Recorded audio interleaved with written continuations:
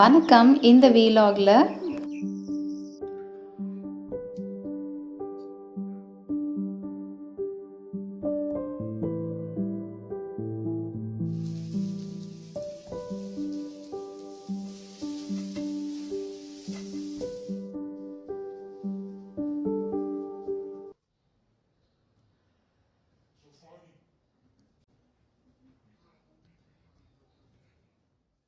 Summer ஆரம்பிச்சாச்சு. எல்லாருக்குமே பார்த்தீங்கன்னா, கிச்சனில் கம்மி நேரம் எப்படி செலவிடலான்றதுக்காக சிம்பிளான ரெசிபீஸ் என்னெல்லாம் இருக்குன்னு தேடி தேடி சமைக்க பார்ப்போம். இன்றைக்கி சமையல் கூட யூஷுவலாக செய்கிற அதே சமையல் தான். ஆனால் அதையுமே எவ்வளோ குயிக்கான நேரத்தில் நம்ம பண்ணலாம். கிச்சனில் சமைச்சே டயர்ட் ஆகாமல் மற்ற வேலைங்களையும் சுற்றி பார்க்குறச்ச நமக்கு அந்த நாள் பார்த்திங்கன்னா ரொம்ப எஃபெக்டிவாகவும் இருக்கும். ரிலாக்ஸ்டாக அந்த டே போன மாதிரியும் இருக்கும்.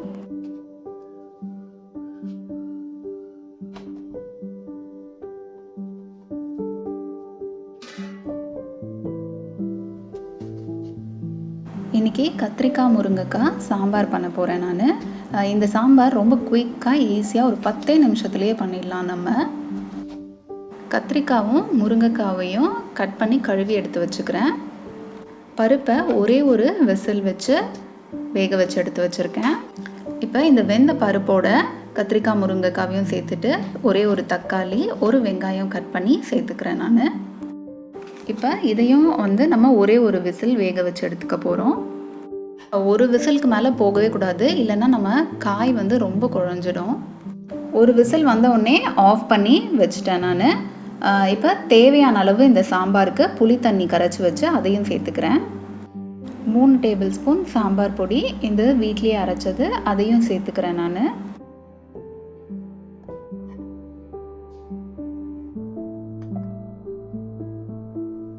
இந்த புளி தண்ணி சேர்த்துருக்கோன்றதால நம்ம அதோட பச்சை வாசனை போகிற வரைக்கும் கொதிக்க வைக்கணும். லைட்டாக ஒரு கொதி வந்தாலே போதும், நீங்கள் ஸ்விட்ச் ஆஃப் பண்ணிடலாம்.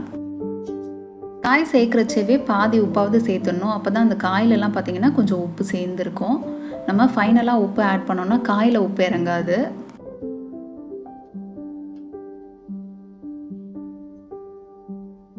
இந்த சாம்பார் நல்லா கொதிக்கணும். இந்த சாம்பார் கொதிக்கிற நேரத்தில் பார்த்திங்கன்னா நான் ரசப்பொடி செஞ்சு எடுத்து வச்சுக்க போகிறேன்.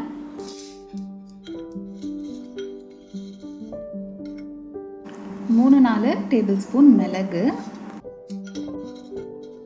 மிளகு நம்ம எவ்வளோ சேர்க்குறோமோ அதை விட 1 டேபிள் ஸ்பூன் அதிகமாக சீரகம்.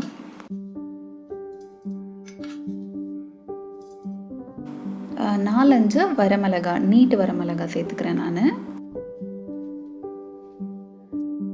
இப்போ இதை நல்லா நைஸாக பவுடர் பண்ணி எடுத்து வச்சிடணும்.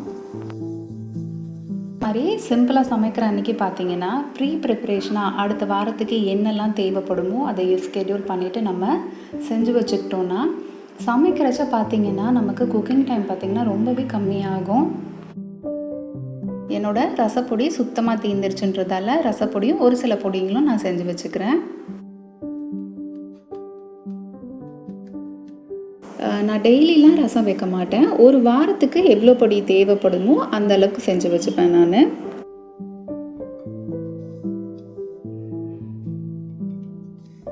நான் டெய்லி ரசம் வைக்க மாட்டேன்றதால இந்த ரசப்பொடி பார்த்திங்கன்னா எனக்கு ஒரு வாரத்துக்கு கரெக்டாக வரும். இந்த மாதிரி ஒரு கிளாஸ் பாட்டிலில் போட்டு வச்சுப்பேன் நான். மோஸ்ட்டாக பிளாஸ்டிக் யூஸ் பண்ணுறதில்ல. கிளாஸ் பாட்டில் இந்த மாதிரிலாம் நம்ம சேர்க்குறச்ச அந்த பொடிங்கெல்லாம் பார்த்திங்கன்னா அதோடய ஃப்ளேவர் மாறாமல் ரொம்ப நாள் வரைக்கும் அப்படியே இருக்குது. நம்ம சாம்பாரும் நல்லா கொதிக்க ஆரம்பிச்சிருச்சு. அந்த புளித்தண்ணியோட பச்சை வாசனைலாம் போயிடுச்சு. காய்ங்கெல்லாம் பார்த்திங்கனாலே தெரியும் உங்களுக்கு, குழஞ்சே இருக்காது. எந்த காயாக இருந்தாலுமே நீங்கள் ப்ரெஷர் குக்கரில் ஒரு விசில் வச்சு எடுத்துட்டிங்கன்னா கரெக்டாக வெந்திருக்கும் குழையாமல். இந்த சாம்பார் தாளிக்கிறதுக்கு கொஞ்சம் கருவேப்பிலை எடுத்துக்கிறேன்.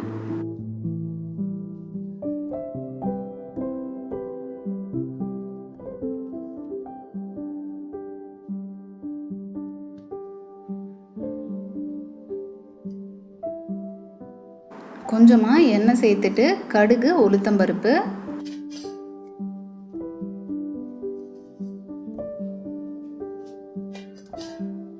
ஒரே ஒரு காஞ்ச மிளகாய், கொஞ்சமாக சீரகம்.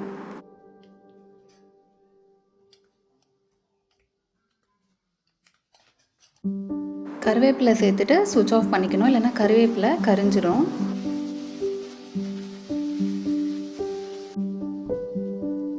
லாஸ்ட்டாக 1/2 டீஸ்பூன் பெருங்காய பொடி, பால் பெருங்காய பொடி சேர்த்துக்கிறேன். இந்த எண்ணெயோட சூடுலேயே இந்த பெருங்காயம் பொரிஞ்சிடும்.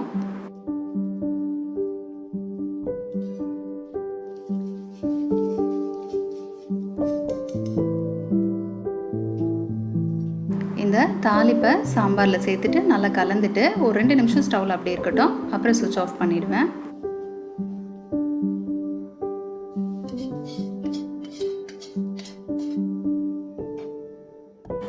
அடுத்து கோவக்காய் ஃப்ரை செய்ய போகிறேன். இதுக்கு பேனில் கொஞ்சமாக எண்ணெய் சேர்த்துட்டு 1/2 டீஸ்பூன் கடுகும் உளுத்தம்பருப்பும் சேர்த்துக்க போகிறேன். கடுகு வெடிக்க ஆரம்பித்த உடனே இந்த கட் பண்ணி வச்சுருந்த கோவக்காயை சேர்த்துடலாம்.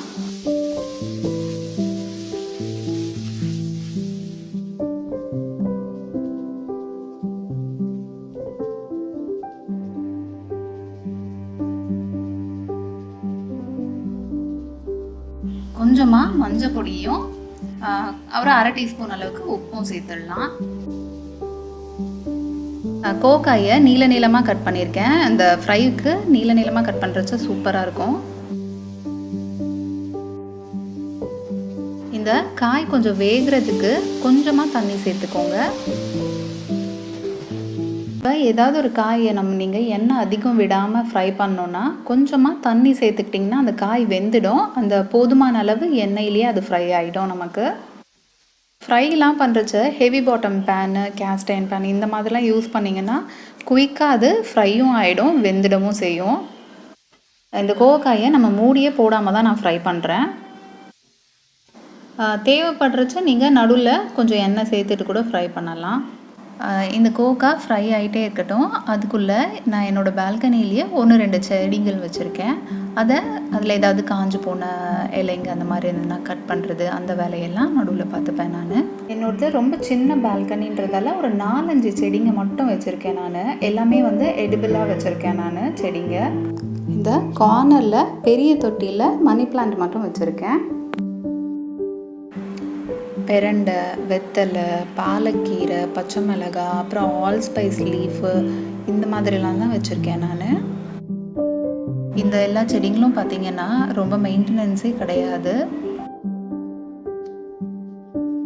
வெயில் காலத்தில் கிச்சனில் ரொம்ப நேரம் டைம் ஸ்பெண்ட் பண்ணோம், நிறைய ஐட்டம் சமைக்கணுன்னா நமக்கு கொஞ்சம் கடுப்பாக இருக்கும். அதனால் இந்த மாதிரி ஒரு சிம்பிளான மீல் ஏதாவது பிளான் பண்ணிக்கிட்டோன்னா சமைச்சு சாப்பிட்ட மாதிரியும் இருக்கும், பல வேலைகளை சுற்றி பார்த்த மாதிரியும் இருக்கும்.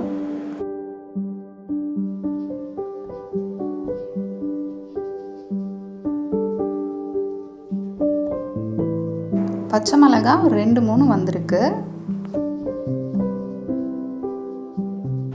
சரி, நம்ம கோவக்காய் ஃப்ரை ஆகிடுச்சான்னு போய் பார்த்துடலாம். நல்லா ஃப்ரையாக இருக்குது பாருங்கள், பார்த்தாலே தெரியும். இது மாதிரி நம்ம ஃப்ரை பண்ணுறச்ச எண்ணெய் அதிகமே தேவைப்படாது. ஒரு வாட்டி ட்ரை பண்ணி பாருங்கள். இந்த காய் பார்த்திங்கன்னா குழையாது, நல்ல நறுக்குன்னு க்ரன்ச்சியாக இருக்கும். சாப்பிட்றதுக்கு ரொம்ப டேஸ்டியாக இருக்கும்.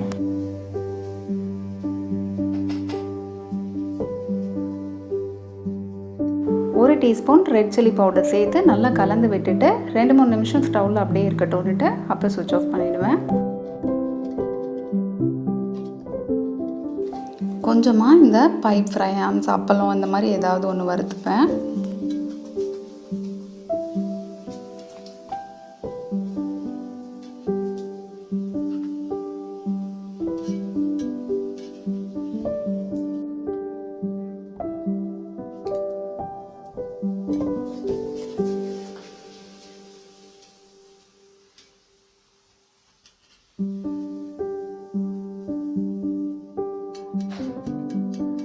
இந்த லஞ்சை சர்வ் பண்ணுறச்ச ஏதாவது ஒரு சீஸ்னல் ஃப்ரூட் எடுத்துக்கிறது வழக்கம். மாம்பழம் தான் இப்போ சீசன். நமக்கு எவ்வளோ சாப்பிட்டாலும் நமக்கு பத்தவே பத்தாது. ஒரு 2 பீஸ் ஆட் பண்ணிக்கிறேன் நான். ஏதாவது ஒரு ஊறுகாய் கூட சேர்த்துக்கலாம். மாங்காய் ஊறுகாய் கொஞ்சம் பாடி ஹீட் அதிகமாகுன்றதால நான் நெல்லிக்காய் ஊறுகாய் சாப்பிட்றது வழக்கம். அதுவும் ஒன்று சேர்த்துப்பேன்.